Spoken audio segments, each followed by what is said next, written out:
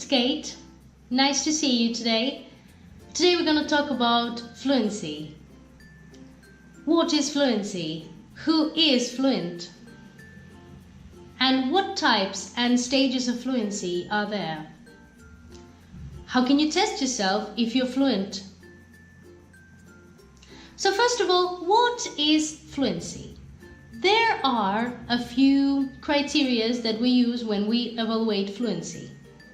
First criteria is pace. How fast can a student talk about a certain topic? How well he can come with certain terms or vocabulary necessary to explain himself. The second criteria is fluent means natural.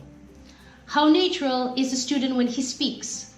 It means, can he express his feelings, emotions, gestures when talking, and how easy the language necessary for this topic comes to him. The third criteria is accuracy.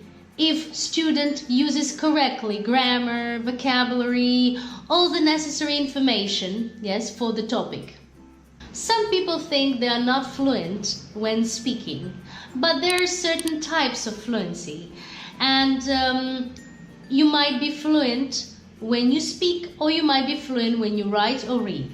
So there are three types of fluency: oral, written, and reading. So if you're fluent in any of those types, good for you. You can easily develop other types of fluency with the necessary amount of practice. So, who is fluent? How can a person become fluent?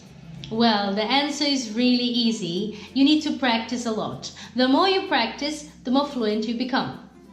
The person who has been practicing for 3 years, or the person who has just practiced for 2 months, will not be fluent enough. Why? Because it has something to do with the stages of fluency development. Let's look at those 5 types or 5 stages of fluency development. The first stage is pre-production. Is when a student or a person knows some words, can call out certain vocabulary, but cannot express him or herself.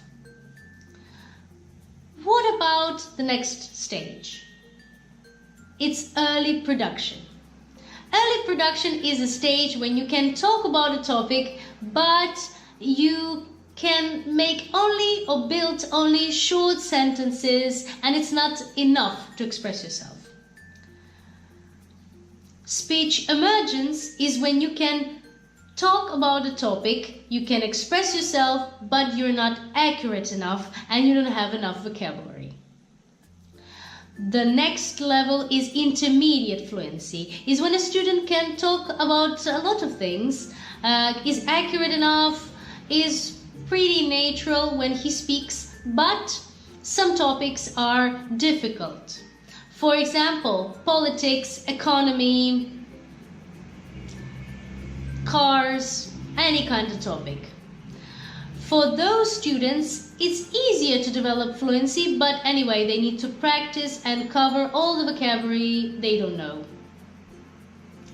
What about advanced fluency? Advanced fluency is the last level of perfection.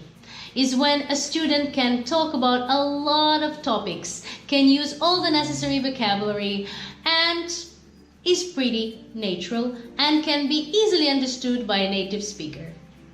So how can you test your fluency level? That's very easy. Just choose a question, a broad question about, for example, your family, or maybe about an important change that happened in your life, about the most important experience that took place in your life as well. And set a timer for 2 minutes. Try to talk about this topic for 2 minutes. There are 2 outcomes. If you cannot reach a minute or less. It means that you are on the early stage of production, maybe speech emergence, and you haven't achieved the intermediate production stage. If you can speak for 2 minutes about this topic, you should record yourself and check if you're accurate enough.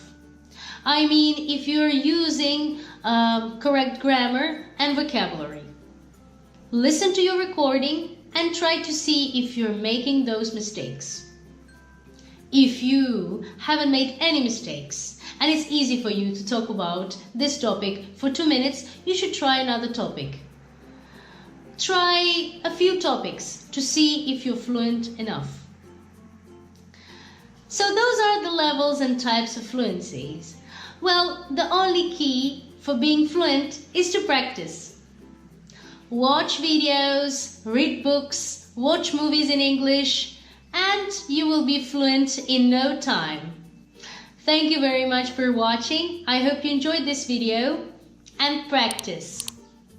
Bye!